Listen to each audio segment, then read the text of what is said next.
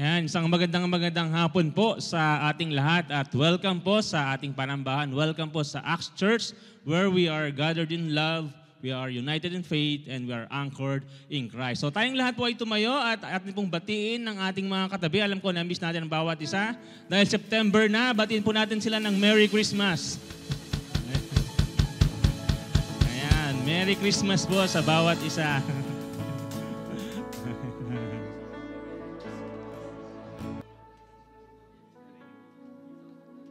Okay po, alam ko na bawat isa sa atin ay nagagalak na makita at makasama ang ating mga kapatiran. But mas nagagalak tayo na mapapurihan natin at sambahin ang ating Panginoon sa Espiritu at katotohanan. So tayo po ay manalangin. Hallelujah, hallelujah, hallelujah. Lord, pinupuri ka po namin, sinasamba, dinadakila sapagkat kayo lamang po ang karapat-dapat tumanggap ng mga ito, God. Kayo ang Diyos ng mga Diyos. Kayo ang hari ng mga hari. Kayo ang Diyos na nagligtas sa amin, O God. Maraming salamat, Panginoon God. Lord, maraming salamat, Panginoon, sa kabutihan mo, sa katapatan mo, sa iyong dakilang pagmamahal sa bawat isa sa amin, O God. Salamat, Panginoon, sa isang linggo na nagdaan na patuloy na ginabayan nyo kami, sinamahan, Lord, patuloy na iningatan, O God. Salamat sa lahat ng provision, salamat po sa lahat ng pagpapala na patuloy na binibigay niyo po sa amin, O God. Lord, patawarin niyo din po kami, Panginoon, sa mga nagawa namin na mga kasalanan, mga bagay na hindi po naging kalugod-lugod o kaaya-aya sa inyong mga harapan, mga nasabi namin, Lord, mga nagawa namin, naisip namin, sinasadya man o hindi sinasadya, Lord. Pakalinisin mo nga po ang aming mga puso, ang aming mga isipan, upang malaya kami, Panginoon, na makapagpuri sa iyo, God. Maraming salamat, Panginoon God. At Lord, dalangin din po namin sa aming mga kapatiran na padako pa po lamang sa lugar na ito, God. Ingatan mo rin po sila at makasama namin sa aming panambahan sa hapon na ito, God. Sa lahat po ng gawain namin, sa aming gawain, sa hapon na ito, God, sa lahat po ng bahagi ng programa na ito, God, aming worship service, Lord, sa iyo lamang po namin ito itinataas at pinagkakatiwala, O God. Sa lahat po na magmi-minister, sa mga awit, sasayaw, sa tutugtog, sa mga ushers, sa mga general services namin, Lord, sa mga lahat po ng kabahagi sa gawain ito, God. Kayo ang patuloy na magbigay sa amin ng kalakasan, ng wisdom, Lord, upang kayong patuloy na mapupurihan sa lahat ng aming ginagawa, God. Especially, Lord, sa amin pong mensahero na gagamitin mo po, magbibigay ng mensahe mo po sa amin sa hapon ito, God. Kayo po magbigay sa kanya ng karunungan, katalinuhan, Lord, kung ano man po yung mga naihanda niya, Panginoon God, ito po yung mga salita na nagmumula lamang po sa inyo, God. At ito'y may apply namin sa aming mga buhay, mas lalo kaming lumago sa aming pananampalataya, O God. Maraming salamat, Panginoon God. At sa iyo lamang po namin pinagkakatiwala ang aming mga buhay at ang lahat po ng aming gagawin sa hapon ito, O God. Ito po aming dalangin sa pangalan ni Jesus. Amen and amen. Ayan. So bago po tayo umawit, sumayaw at umindak sa ating Panginoon, basahin niyo po ang sinasabi sa Psalm 96. Sabi dito ay, sing to the Lord a new song. Sing to the Lord, all the earth. Sing to the Lord, praise His name. Proclaim His salvation day after day. Declare His glory among the nations, His marvelous deeds among all peoples. For great is the Lord and most worthy of praise. He is to be feared above all gods. For all the gods of the nations are idols, but the Lord made the heavens. His splendor and majesty are before Him. His strength and glory are in His sanctuary. Verse 11, let the heavens rejoice, let the earth be glad, let the sea resound, and all that is in it.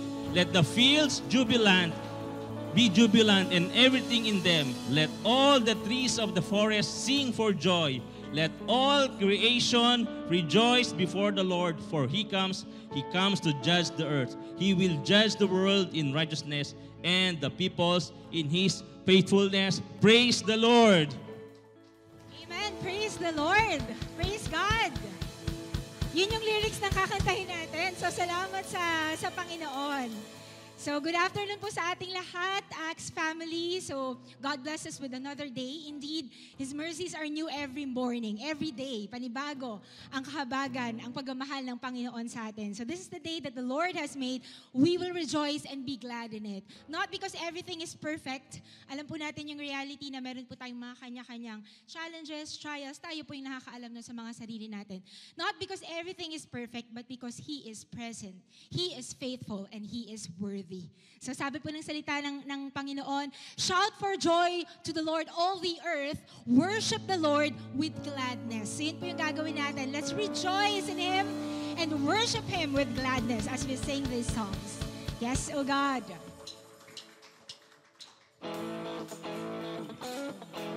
Praise you, Lord. All the earth indeed praises your name, Lord God.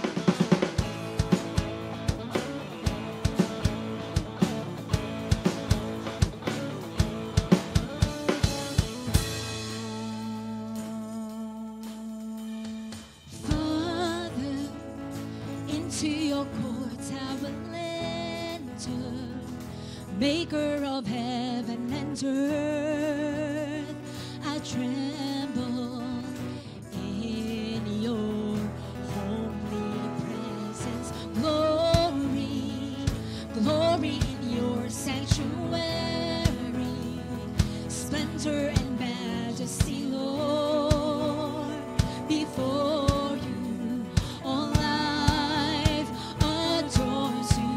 All the earth will declare that your love is everywhere. The fields will exalt, seas will sound.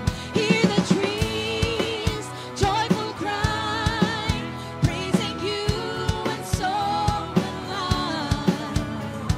A new song I'll sing, Lord, I will glorify and bless your holy name.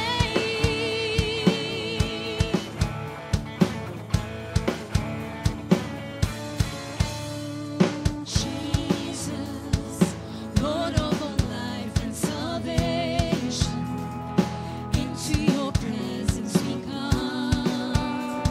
We worship you, are precious Savior. Fill us with your holy power. Set us aflame with your love, till nations all know your glory. All the earth will declare that your love is everywhere. The fields will exalt, seas will sound. Hear the trees joyful cry, praising you in song and life. A new song I'll sing, Lord, I will glorify and bless your holy name. Our voices sing. All the earth will declare that your love is everywhere. The fields will exalt, seas resound. Hear the trees joyful cry, praising you in song and life. A new song I'll sing, Lord, I will glorify and bless your holy name. Glorify and bless your holy name, O God.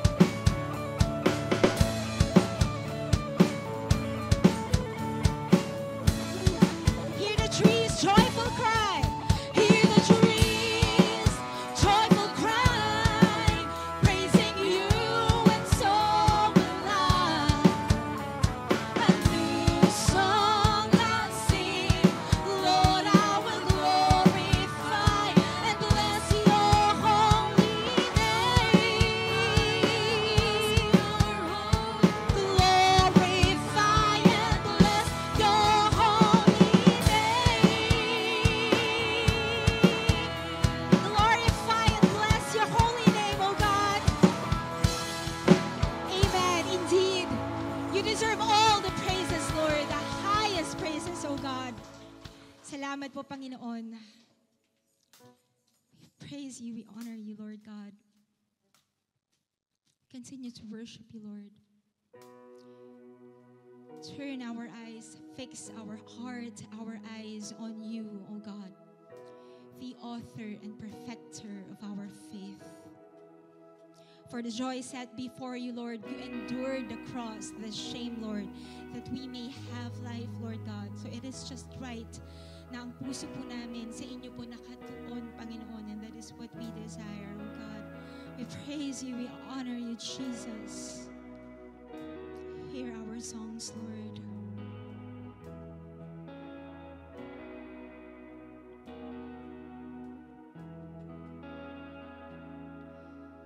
Turn your eyes upon Jesus.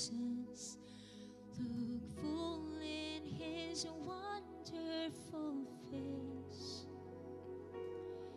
And the things of earth will grow strangely dim in the light of his glory and grace.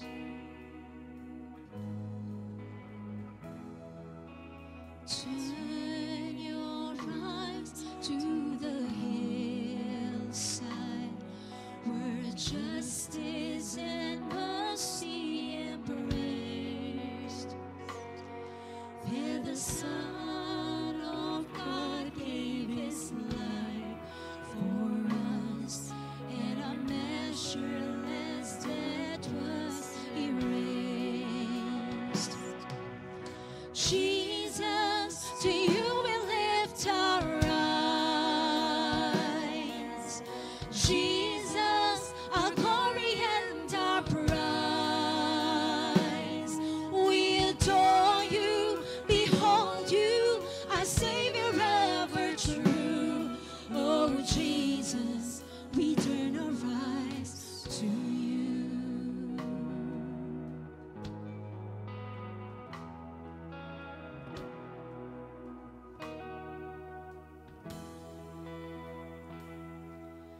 Turn your eyes to the morning and see Christ the Lion awake. What a glorious dawn, fear of death is gone, for we carry his life in our veins. Jesus, to you we lift our eyes. Jesus, our glory and our prize. We adore you, behold you, our Savior ever true. Oh Jesus, we turn our eyes to you. Turn your eyes to the heavens. Our King will return for his own. Every knee will bow, every tongue will shout, all glory to Jesus alone. Jesus, to you we lift our eyes. Jesus, our glory and our prize. We adore you, behold you, our Savior ever true. Oh Jesus, we turn our eyes to you. Jesus, to you we lift our eyes. Jesus, our glory and our prize. We adore you, behold you, our Savior ever true. Oh Jesus, we turn our eyes to you. Oh Jesus, we turn our eyes to you. We turn our eyes and our hearts to you, Lord God. You are our treasure, truly, Lord. Praise you, Jesus.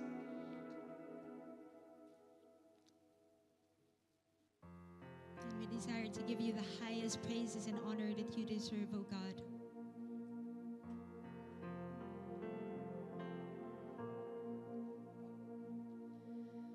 Lord, I stand in the midst of a multitude of those from every tribe and tongue.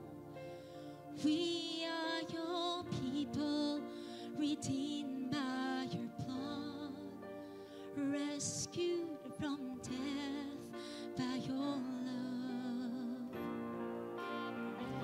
There are no words good enough to thank you.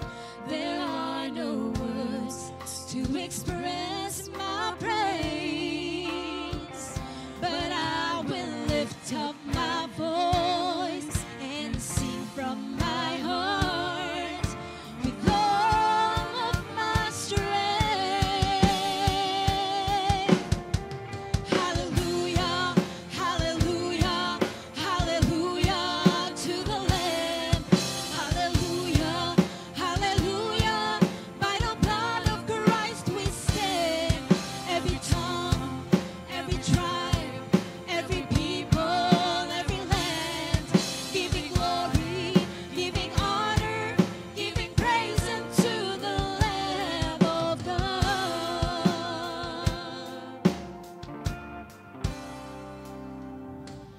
Lord, we stand by grace in your presence, cleansed by the blood of the Lamb. We are your children, called by your name. Humbly we bow and we pray. Release your power to work in us and through us till we are changed to be more like you. Then all the nations will see your glory revealed and worship you. Hallelujah, hallelujah, hallelujah to the Lamb. Hallelujah, hallelujah. By the blood of Christ we stand.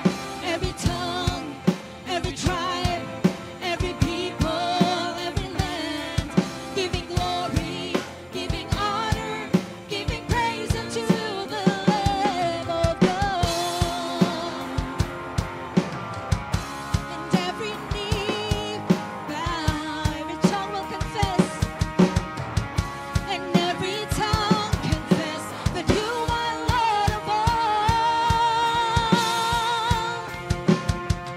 Hallelujah, hallelujah, hallelujah to the Lamb. Hallelujah, hallelujah. By the blood of Christ we stand. Every tongue, every tribe, every people, every land, giving glory, giving honor, giving praise unto the Lamb. Hallelujah, hallelujah, hallelujah to the Lamb. Hallelujah, hallelujah. By the blood of Christ we stand. Every tongue, every tribe, every people, every land, giving glory, giving honor, giving praise unto the Lamb of God. Giving praise unto the Lamb of God. Giving praise unto the Lamb of God. Jesus Christ, Lamb of God. Yes, Lord. Jesus, the Lamb of God, the name by which we have salvation, Lord. We praise you, we give you all the praises and all the honor, Lord, that you deserve, Lord God. Salamat nga po, Panginoon. Let us remain standing for the reading of the Word of God.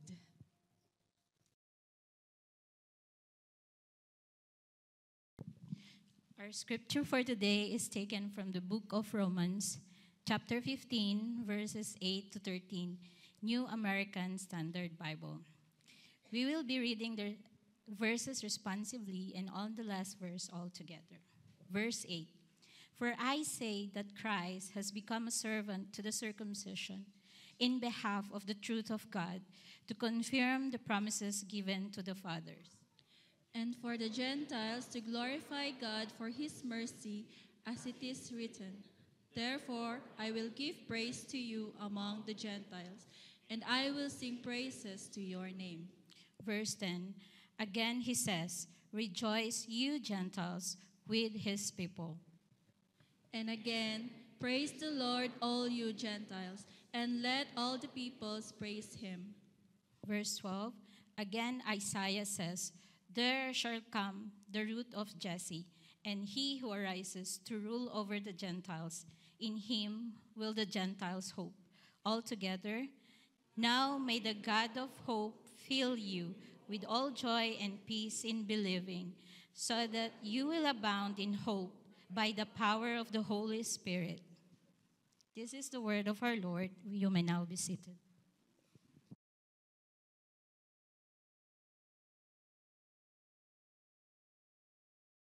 Magandang hapon po sa inyo lahat mga kapatid. Salamat sa Pangdiyos dahil sa natutuwa tayo sa isang pabalita na ginawa ng Pangdiyos sa buhay ng ating kapatid na Eric Nanip sa deliverance sa binigay sa kanya. Purihin ng Pangdiyos. We rejoice even with sa kanyang asawa. God bless. Tayo po'y manalangin. Tunay, Panginoon Diyos, we look forward for that day that we will be in your immediate presence, all because we were redeemed by the blood of Jesus Christ, your Son, your Lamb, whom you have sent. Father, we pray that in that time, as per your word, that we will be with the rest of the redeemed, represented by different tribes, by different language, tongue, by different culture, those whom you have redeemed through your Son's blood. Even as we await for that eventful day, all because of your grace, all because of your mercy, hayaan niyo po, Panginoon Diyos, na we will continually live out a life by the power of the Holy Spirit, by the infilling of the Spirit of God, that we may give glory to you and point them, those who have not yet been redeemed, those who have not yet experienced what we have experienced, being born again, that they too will be able to join us there. All because of your grace and mercy. Hayaan niyo po, Panginoon Diyos, sa patuloy kaming i-align ang aming buhay ayon sa inyong mga salita. Forgive us, Panginoon Diyos, sa mga pagkakataon that we failed to glorify you. We choose our sinful nature. We obey sa ilang mga pagkakataon our Adamic nature instead of being led by the Spirit of God. Father, forgive us. Continually encourage us to reflect the truth that Jesus is our life.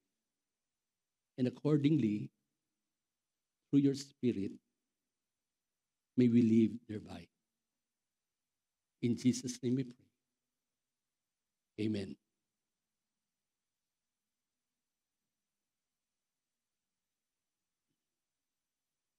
Paul has just reminded us last Friday through the preaching of Pastor Richard tungkol sa kung paano ang mga manampalataya doon sa Roman Church, which is composed of the Gentiles and the saved Gentiles and the saved Jews, how they should be relating to each other.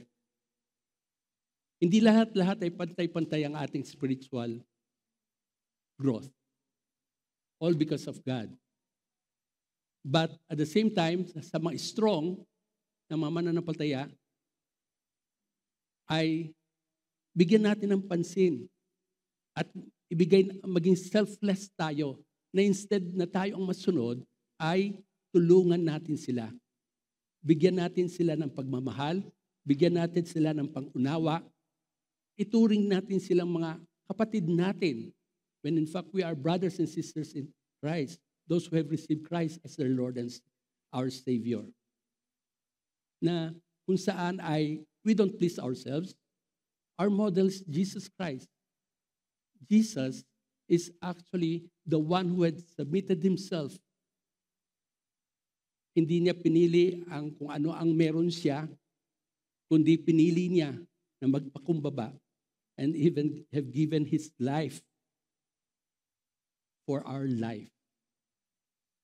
At ang panawagan niya, pagdating sa verse 6, ay andon ang mga Hudyo at ang mga Gentiles na mga mananampalataya na they join their voices together to glorify God. It shows that the word a picture of what God intended us to be, how we should be relating with one another. Kung baga, ang microcosm, as far as believers in the Roman Church is concerned, it is about themselves, it is about their local church. But sabi ni Paul ngayon, magkaroon tayo ng pagkakaisa, magpakumbabaan tayo sa isa't isa. Huwag tayo magpataasa ng ere, kundi sundin natin ang ehemplo ni Jesus Christ na kung paano siya ay nagpakumbaba. Sa Philippians chapter 2, pinakita doon ni Apostol Pablo. Ngunit sa pagkakataon ngayon, ninanais niya na makita natin bilang mga manampalataya na hindi lang yun ang panawagan doon sa Roman church na yun, ito'y panawagan rin dito sa church na ito.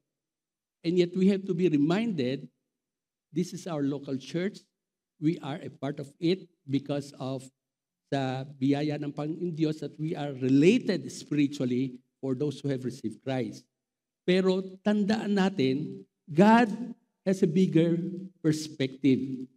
Kung minsan tinitignan natin, ako, church ko, di ba? But ang Panginoon Jesus ay hindi lang dumako dito para sa kaligtasan natin na mga tumanggap, kundi sa iba't ibang mga churches na kung saan tinuturo ang salita ng Diyos, kinakilala na si Jesus siyang tagapagligtas, ay sila rin ay makabahagi ng katawan ni Kristo. At this is what God intend us to have.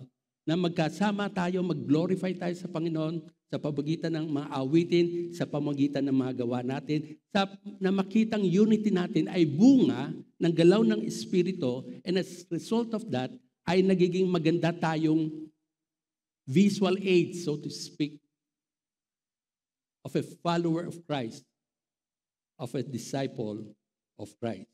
Now, ngayon ay pagdating sa verse 7, sinabi niya na, let's welcome one another as Jesus had welcomed us. At yun ay dapat na makita po natin, ang gusto niya ay i-widen niya yung lens para makita po natin yung kabuuan.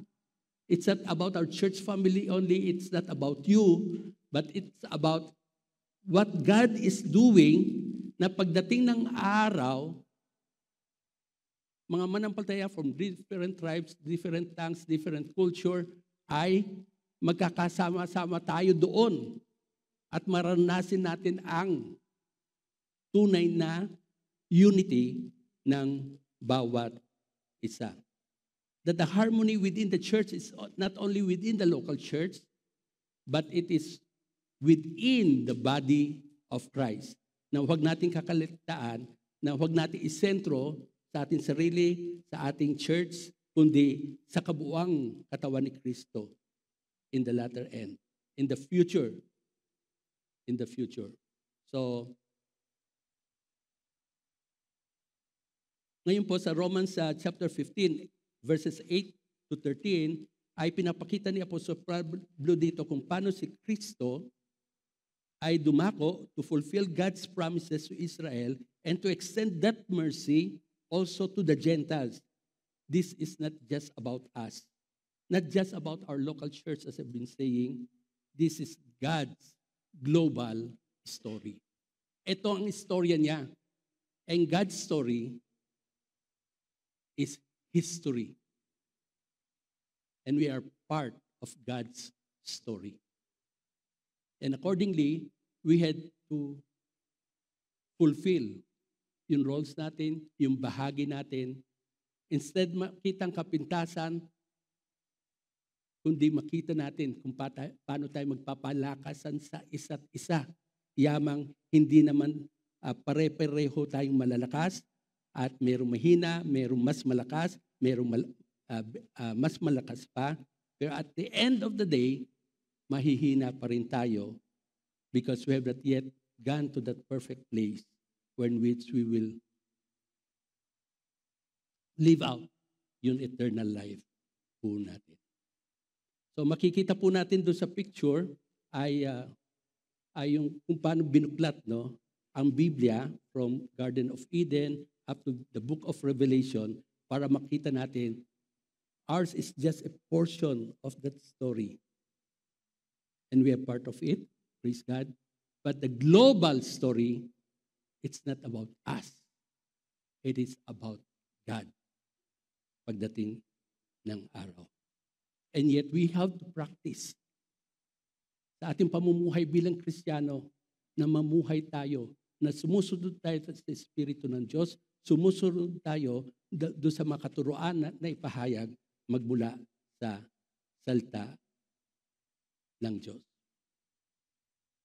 Si John Piper, sa isang aklat na Let the Nations Be Glad, aklat po niya, ay ito po ang sinabi. Missions is not the ultimate goal of the church. Worship is. Missions exist because worship doesn't. Ang pagpapaliwanag na dito ay ganito. When we talk about missions, biblical missions, we are talking about yung gawain or ministry ng pagpapahayag ng mabuting balita on the individual level sa mga kakilala natin. In a church setting like this, where the Word of God is being proclaimed, at yan po ang missions. Wherein, hindi lang evangelism, hindi lang pagpapahayag ng mabuting pagbabalita, kundi kabahagi nito mainly ay yung discipleship.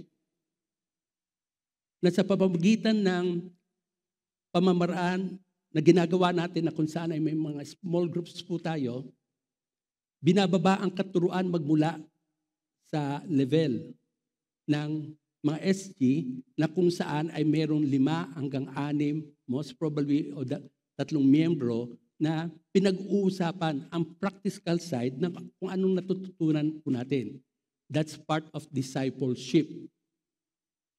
But missions, which is consisting of the evangelism phase and also on the discipleship phase, is not the ultimate goal of the church. Kundi ayon sa kanya, worshiping God is the ultimate goal. As we are being confronted with the Word of God, as we submit to the kapangyarihan ng salita ng Diyos, then we are changed to be more Christ-like and we become disciples of Christ. Habang pinagpapatuloy natin dito, ay natutulungan tayo upang matutong mag-worship on an individual level and on a level na katulad dito, nagkatipon tayo bilang mananampalataya. Huwag nating isipin ang pananambahan ay nasa gawain lang ito. Kundi ang pananambahan ay ginagawa natin individually and only God sees you. And some of your friends might see you as a result of ng ating pananambahan na our life is changed from to be more like Christ. Upang sa ganon, darating ang araw in that eventful day na sinasabi sa Revelation 7:9-10 na kung saan si Apostol John, the beloved, ay nakita niya ang pangitain na kita sa kanya ng Diyos.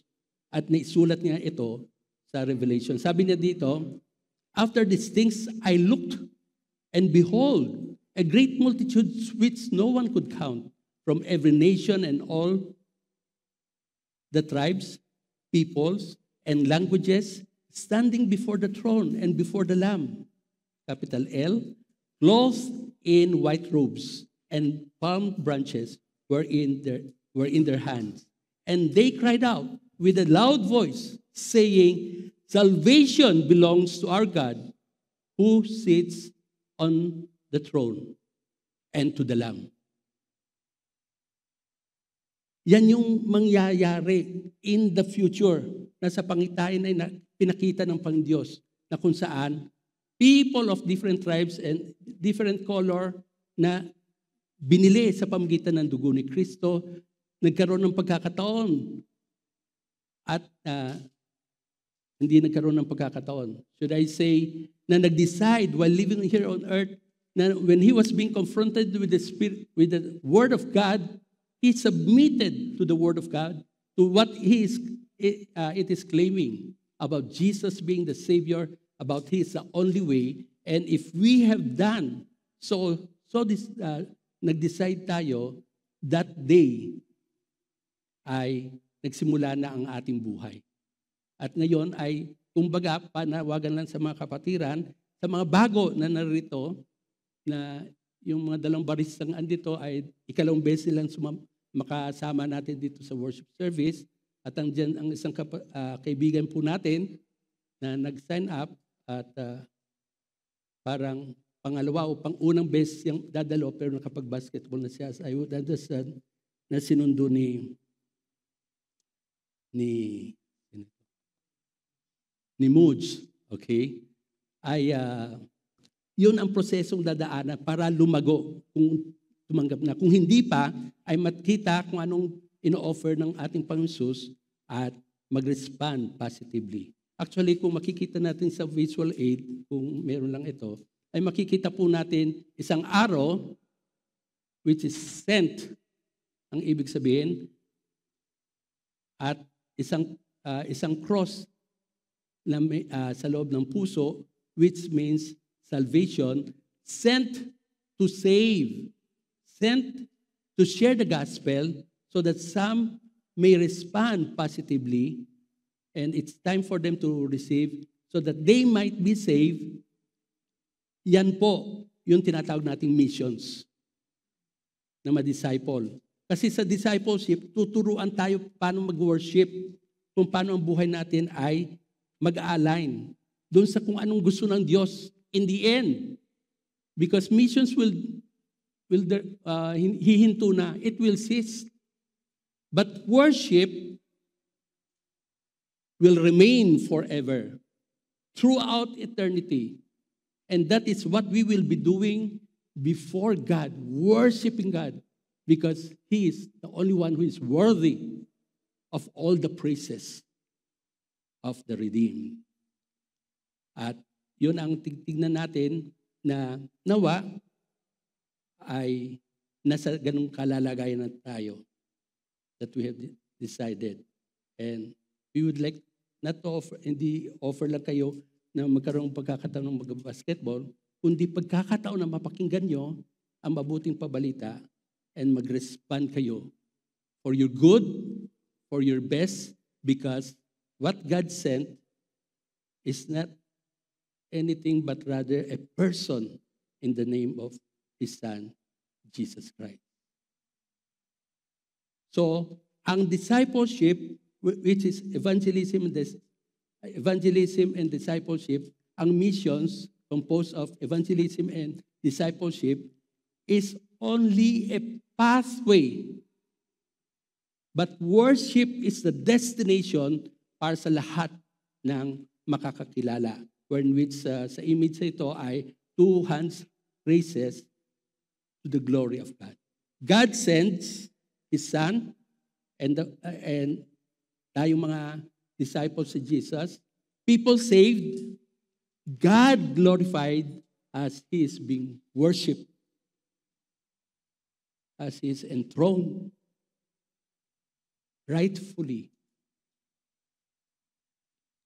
on His seat. So titingnan po natin ngayon dito. Ang unang main division would be Christ fulfills God's promises to Israel.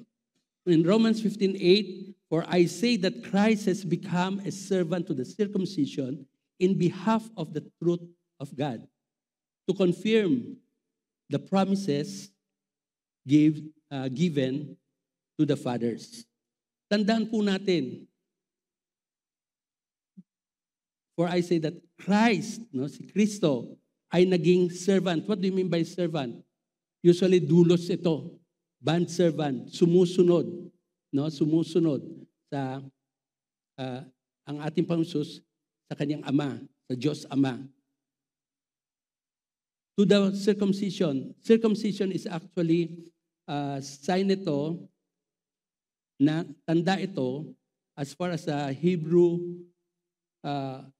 faith is concerned, tanda ito ng mga Hudyo na kung sa tanda ito ng circumcision na nagpapatunay na sila ay kabahagi ng mga Hudyo.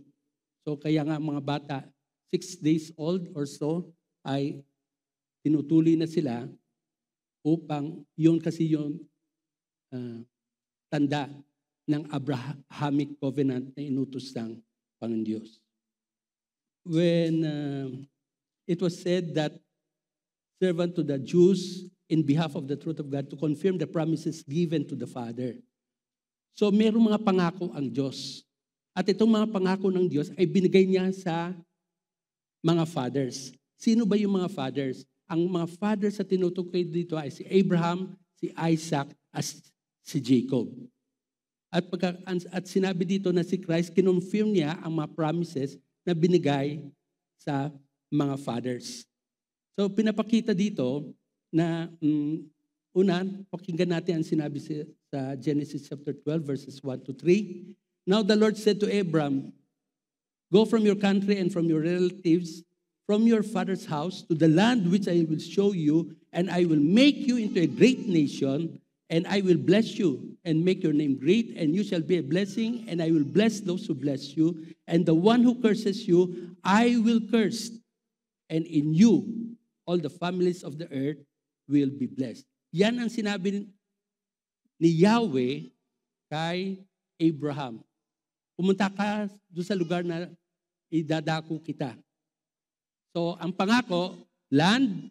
Ang ikalawang pangako ay, land, ang ikalawa ay make you a great nation. Ang nation is composed of not only the country, but also the mga tao. No?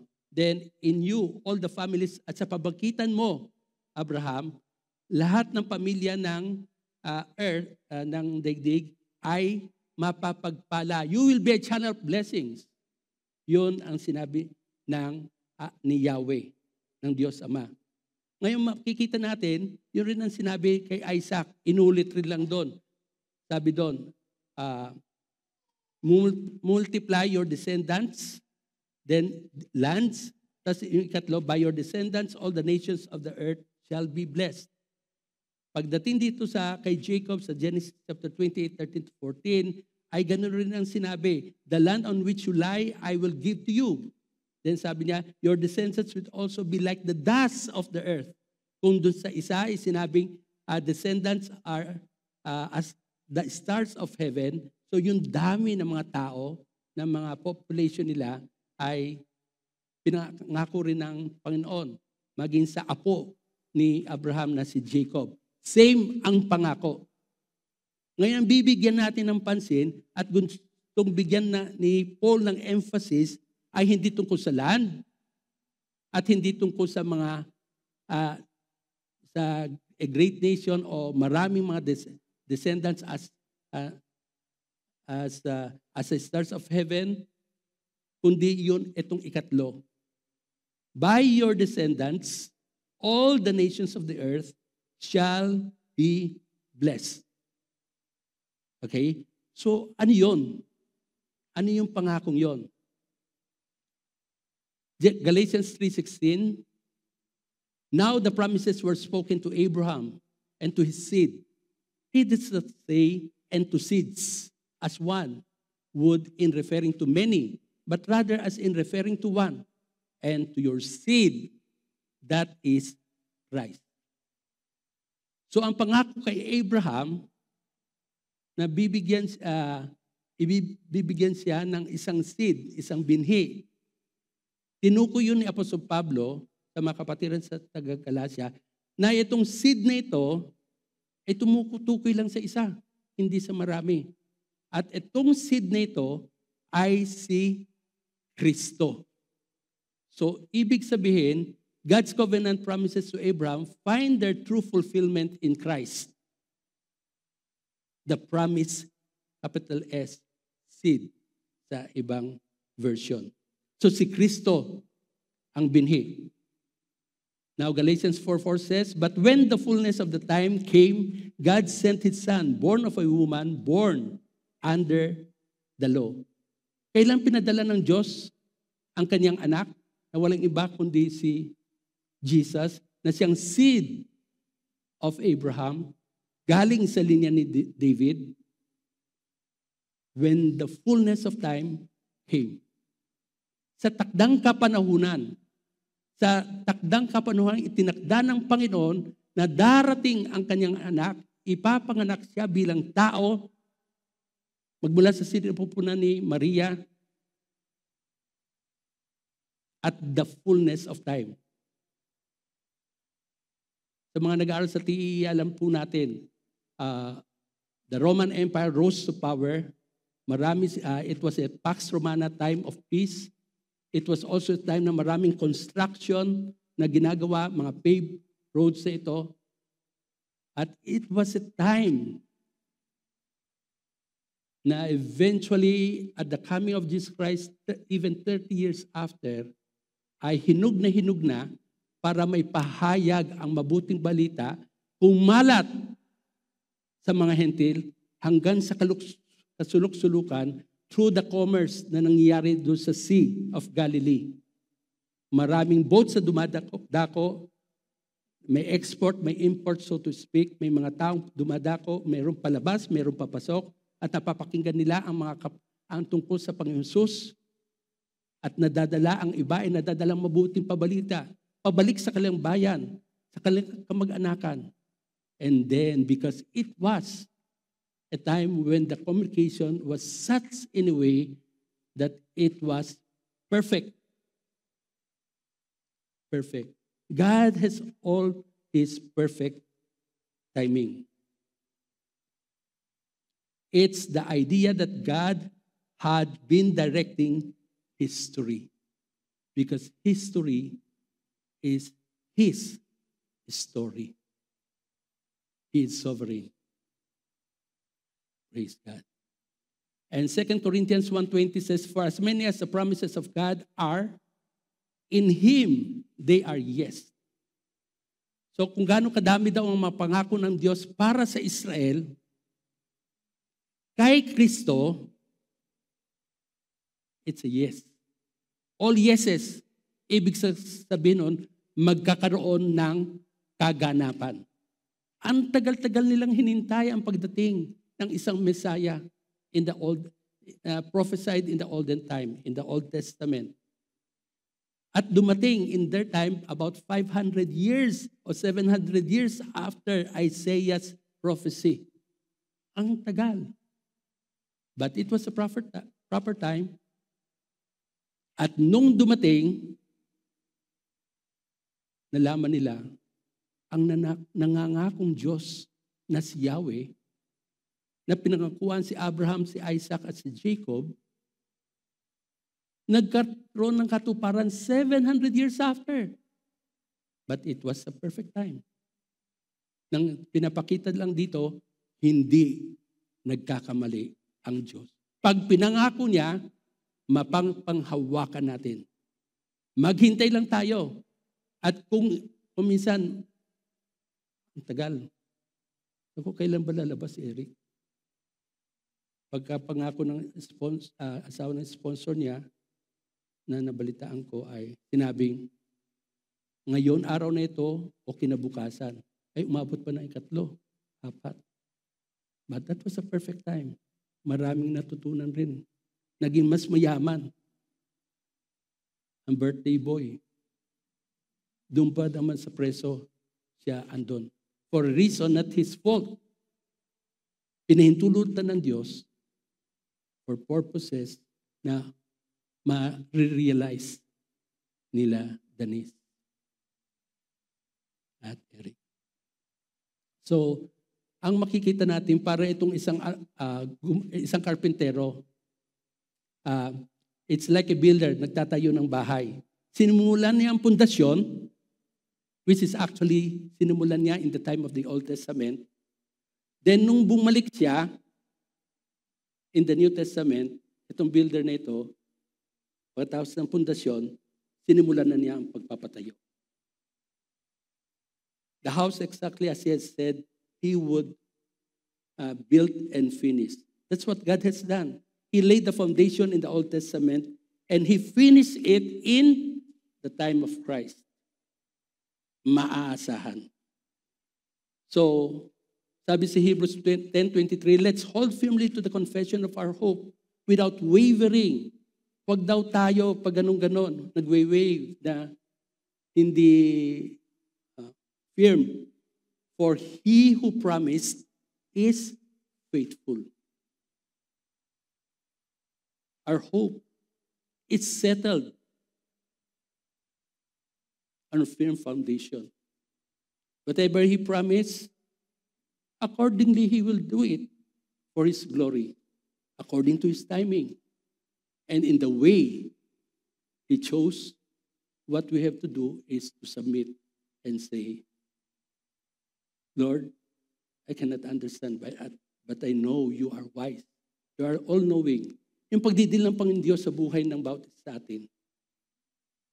Kuminsan, nadadirect pa rin natin, Panginoon, ganito, ibigay mo. Sige, di magsalita ka lang bilang anak, magsalita ka lang with all respect.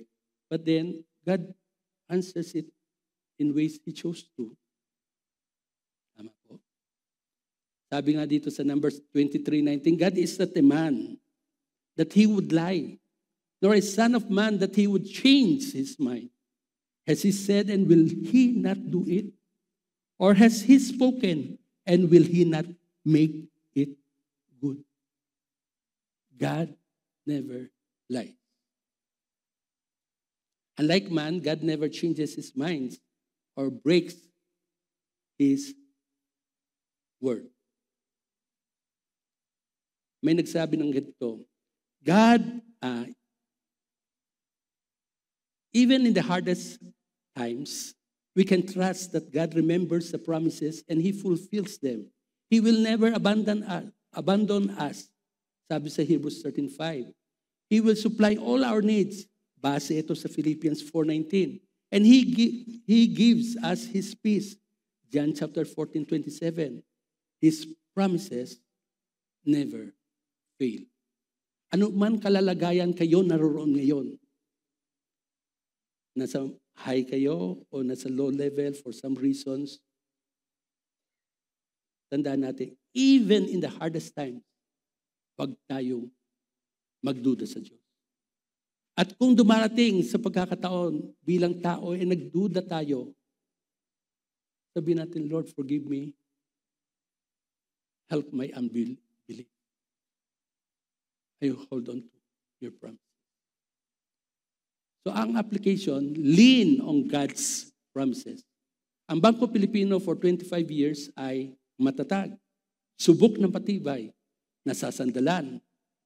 Pero dahil lang sa nagkaroon issue, napasirado ito. After which, ang Supreme Court ay pinabuksan ulit ito.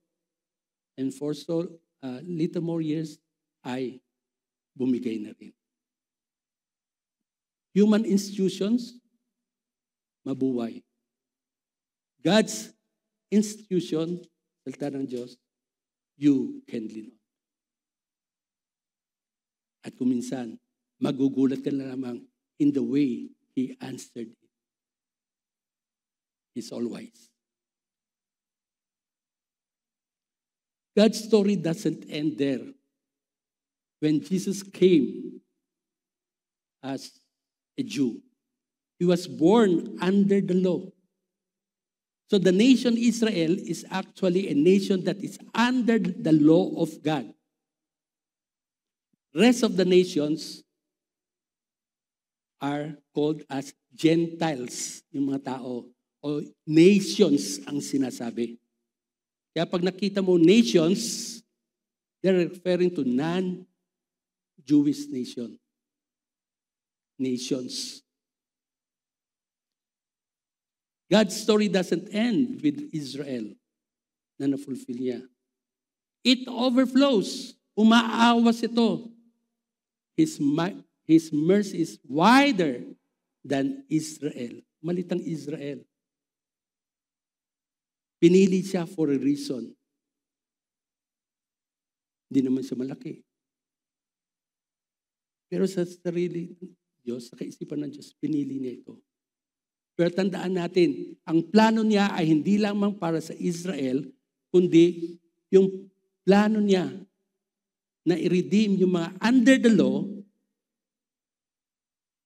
through His mercy sa pamamagitan ng anak niya, ay siya rin plano para sa the rest of the nations, mga Gentiles, katulad natin, na hindi mga Hudyo, maranasan natin yung kahabagan ng Diyos.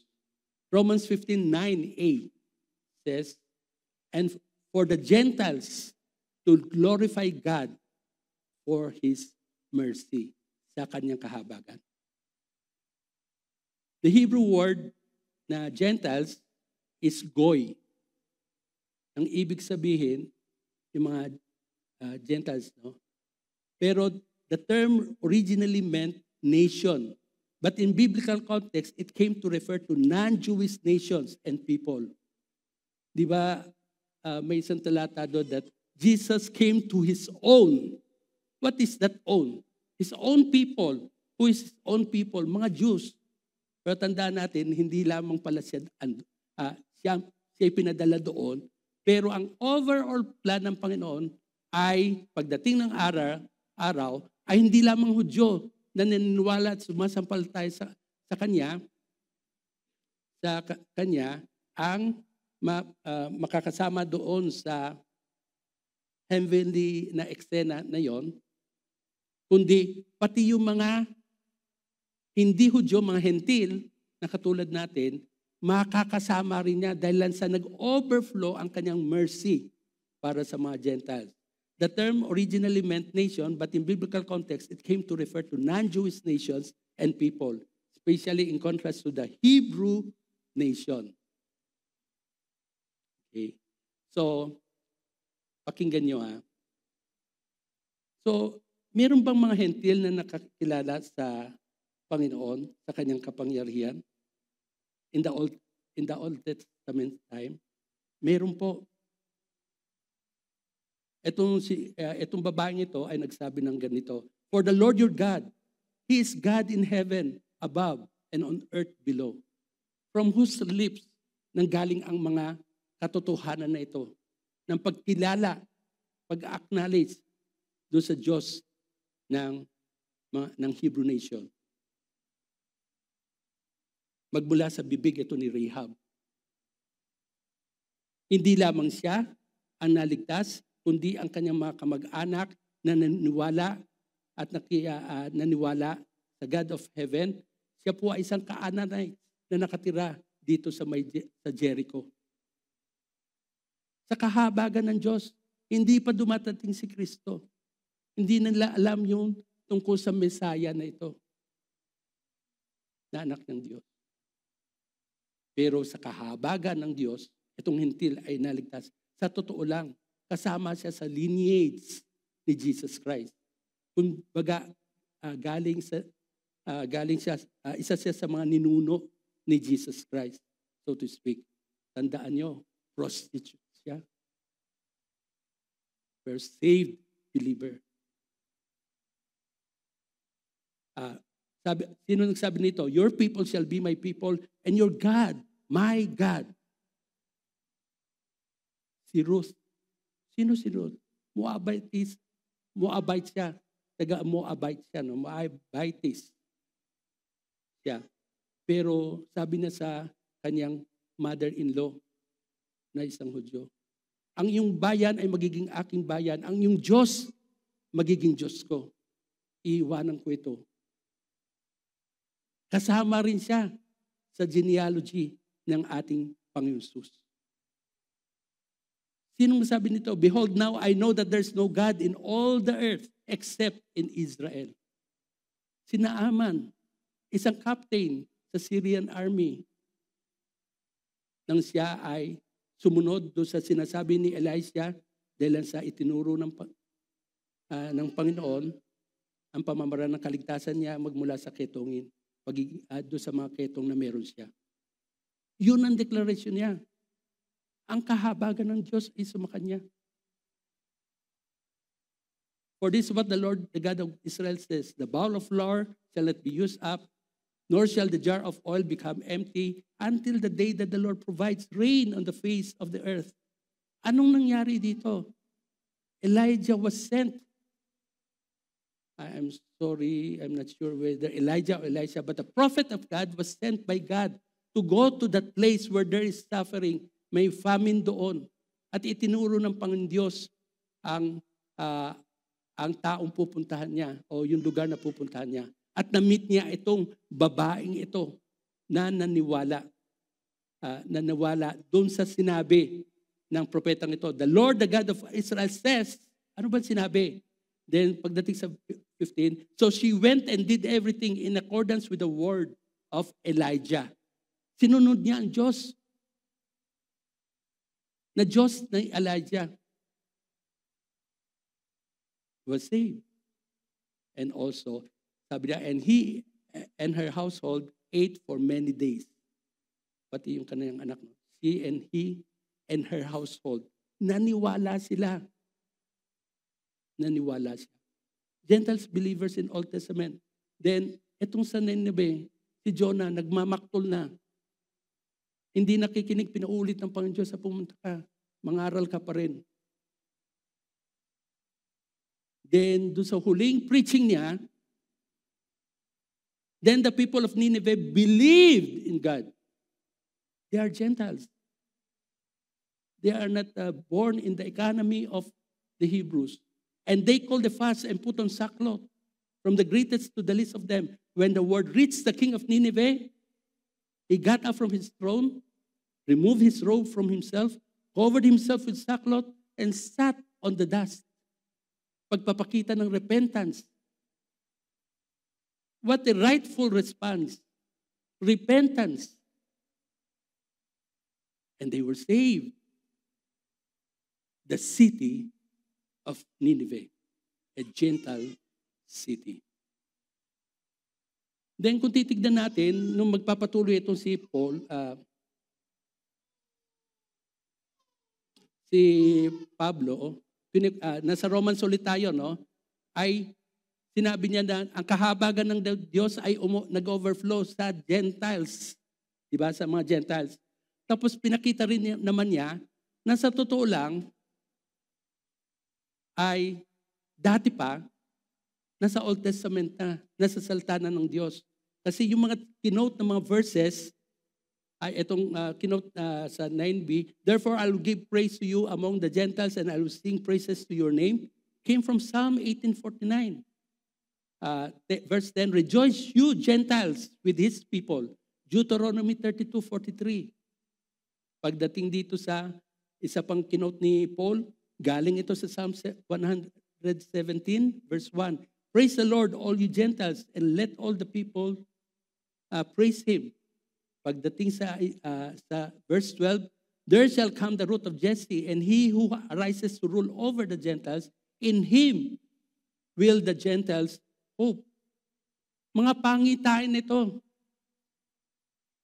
Tinatawagan ng mga Gentiles. Hindi mga Hudyo ang tumatawag, kundi ang mga Gentiles. At tinatawagan ng Diyos to rejoice. To rejoice.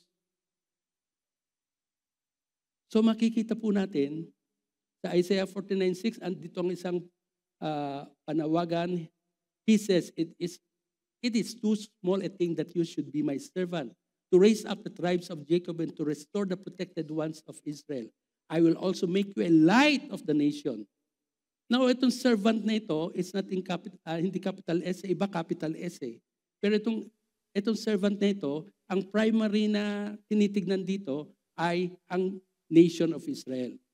Kasi ang nation of Israel, binigyan ng pangako na magiging blessing ka to the rest of the nations of the world. No, sa Gentile world, kumbaga. Pero itong Gentiles na ito, nag-disobey sila. Nireject nila si Jesus as Messiah. So makikita natin na may sinabi pa rin naman dito sa verse ito, I will also make you a light of the nations. The nations are the Gentiles. So ibig sabihin dito mga kapatid, na nasa Old Testament pa lang, kasama sa plano. It's not something na nakalimutan, nakaligtan. Ay, meron palang ganun o dinagdag na lamang as a result of. Hindi, kasama sa plano ang pagliligtas sa mga Gentiles, nakikilala doon sa pinadalang anak niya, anak ng Panginoon. Ng Panginoon who is none other but Jesus Christ. Okay? Shine for God. Yan ang sinabi ni Jesus Christ sa Sermon of the Mount, doon sa Beatitude, may portion, sa verse 16, your light must shine before people in such a way that they may see your good works and glorify your Father who is in heaven. Mag-shine daw ang buhay natin.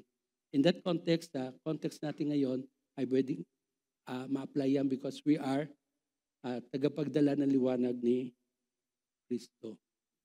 And tignan nyo sa Great Commission, go therefore and make disciples of all nations, all the Gentile nations, not the Jewish nations, baptizing them in the name of the Father and the Son and the Holy Spirit, teaching them to follow all that I commanded you, and behold, I'm with you always to the end of the age. Panawagan para mag-disciple, mag-evangelize at mag-disciple. Upang sa ganon, ang mga produkto as a result of the outworking of the Spirit of God, using you as SG leaders sa buhay ng sa mga SG members ninyo, mga dinidisciple nyo, na through you ay sila man ay matututong sumamba. Nagagawin nilang Panginoon si Jesus, na kikilala rin nila ang lordship ng Panginoon Jesus. So anong application nito? Make missions essential.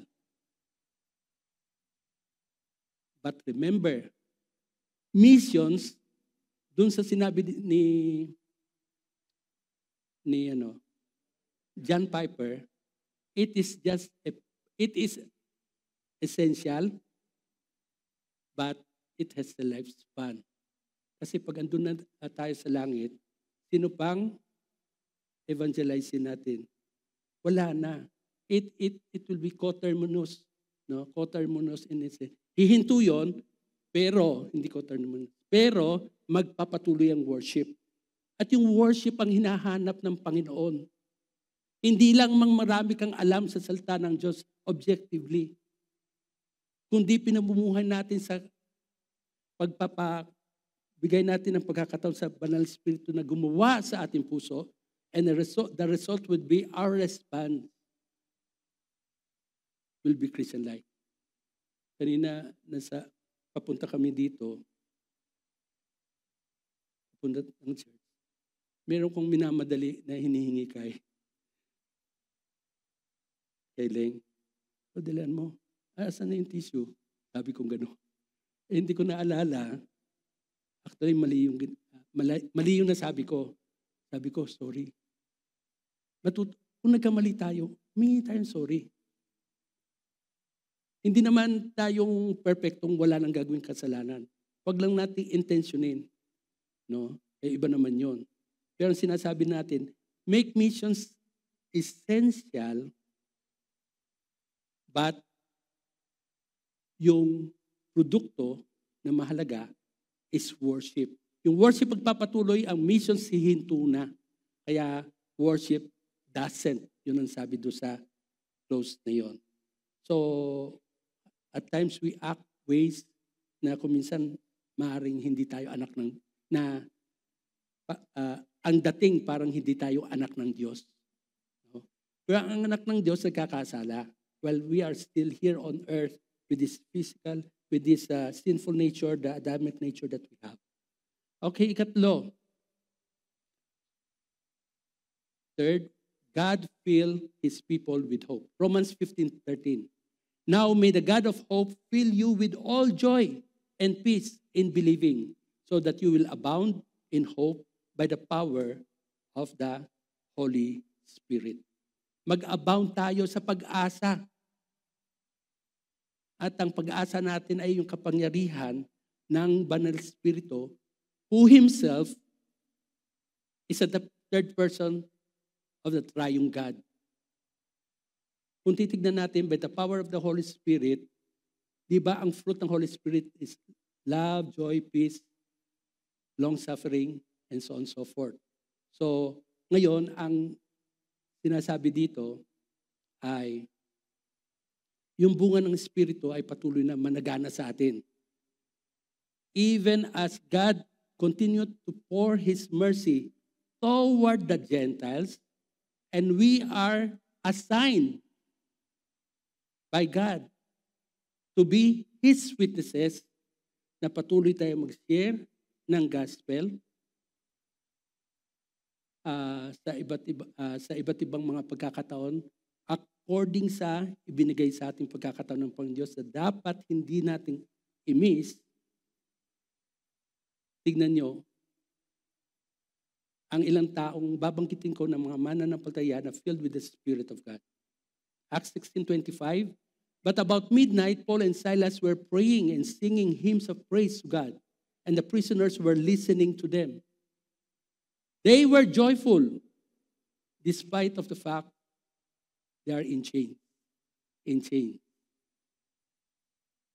Because they are suffering,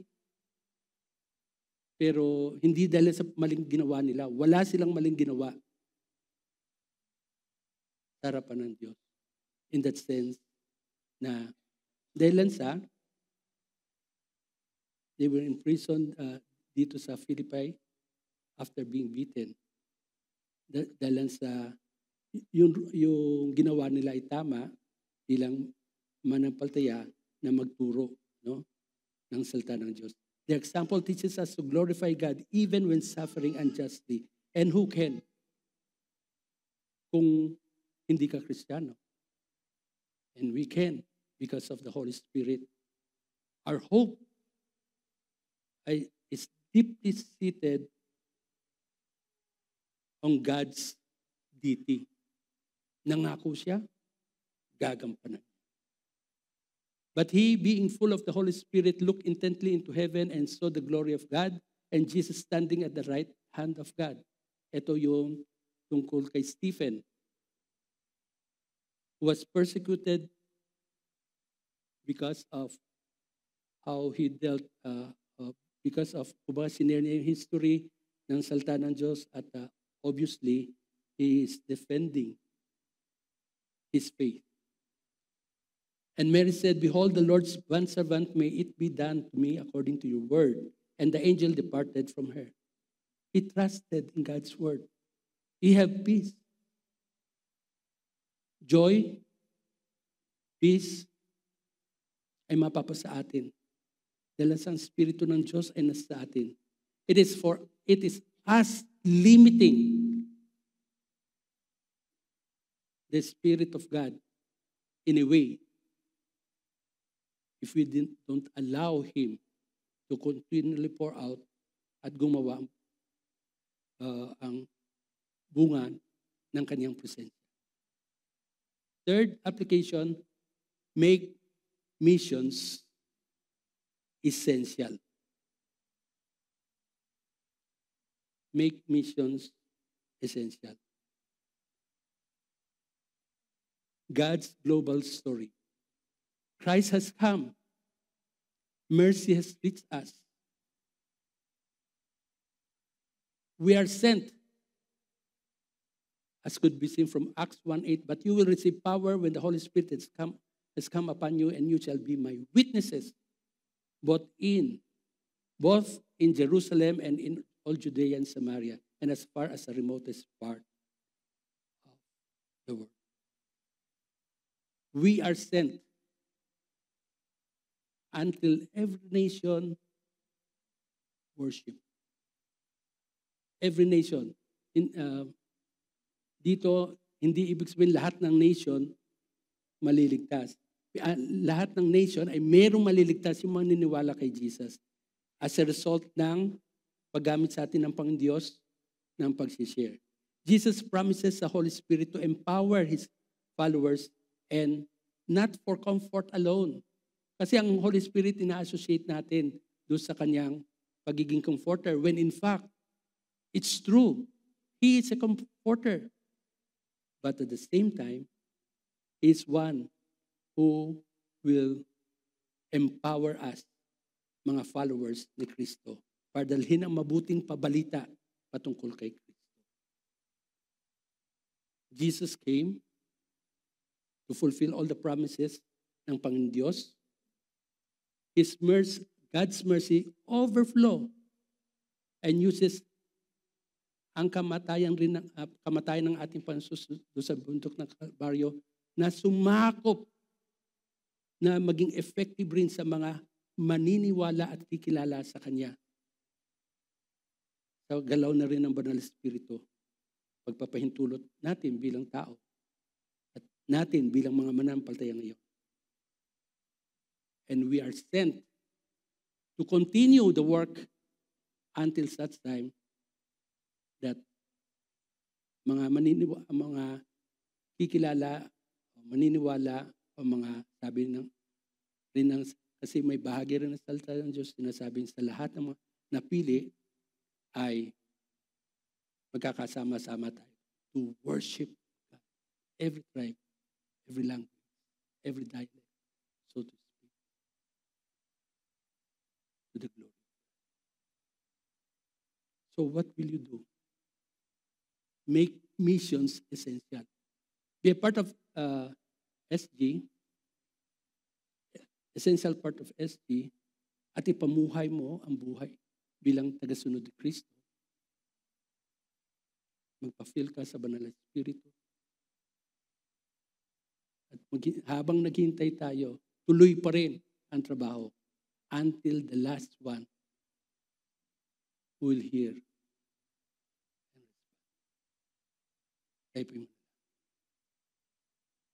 Salamat Panginoon Diyos because ang pagdating ng inyong anak na Jesus, though He came to His own, which are the Jews, doesn't erase the fact that in your plan, even before, kasama kami. And we would like to thank you because your mercy, O Lord, sa pagpapadala niyo ng inyong anak na si Jesus, at yung mercy rin ng inyong anak na si Jesus to touch those Gentile believers na naniniwala sa Kanya at sumampalataya. Hayaan niyo po kami ay magpapatuloy na gagampanan with joy, empowered by the Spirit of God. Lord, use us. Father, we thank you because we are part of a grand scale of your redemption plan. Magmula sa Genesis till Revelation. That plan was there already. Purihin ka, Panginoon Diyos. Sa iyong wisdom, sa inyong kapangyarihan, purihin ka, Panginoon Diyos. Sa iyong kabanan. In Jesus' name we pray. Amen.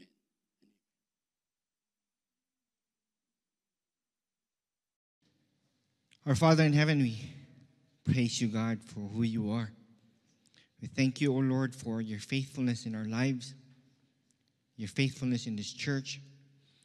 As we continue to gather in love, to be united in faith and anchored in Christ, it is you who sustains us. We thank you so much, O Lord, for your goodness and for your kindness. Lord, we thank you for the gathered finances. We ask that you continue to pour out your wisdom upon the leadership of this church and as well as the congregation and even those who are in the finance ministry, that your purposes will be met, that these finances will only be used for your purpose and for your glory.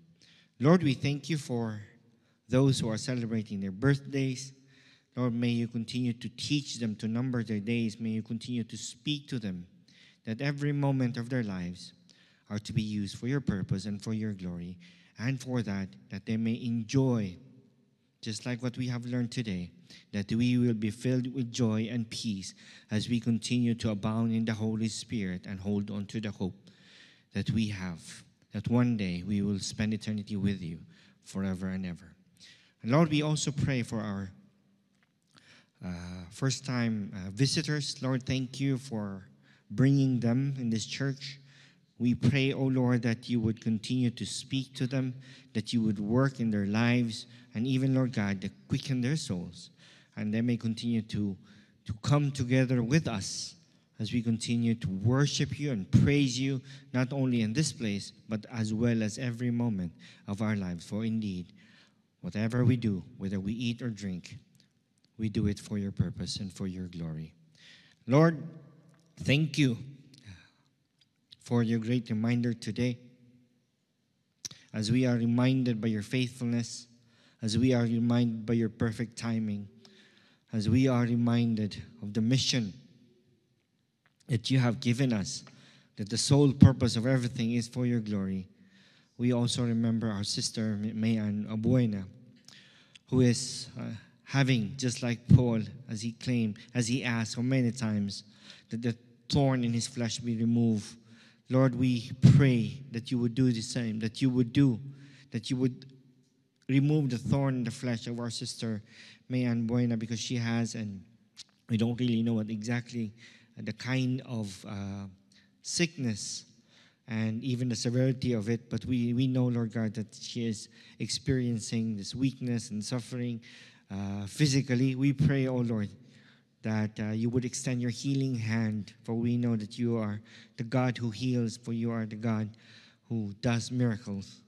So we pray, Lord God, that you would heal her. We pray, oh Lord, that even everything, Lord God, the doctors, the medicine, and even the travel back to the Philippines, we pray that everything will be done according to your purpose, according to your perfect will, and everything will be smooth. Father, once again, thank you for the reminder today. And thank you for, through the preaching, that we understand what Jesus did. And Jesus did was not to please himself, but to serve and fulfill the promises of the Father, not just to the Jews, but as well as to us, the Gentiles. And with this, Jesus Christ died for our sins, that we may not die on our own for the sins that we've committed, but Jesus Christ died for it, paid our debts, and now we have eternal life in him. And understanding this should always continue to bring us joy and peace, and the hope that one day we will live with Jesus, with you forever in heaven, where there's no more tears and there's no more pain, where joy is ever increasing. Lord, thank you for the reminder. We are to continue to look on and to fix our eyes in Jesus and continue to abound in hope through the Holy Spirit, that we may persevere.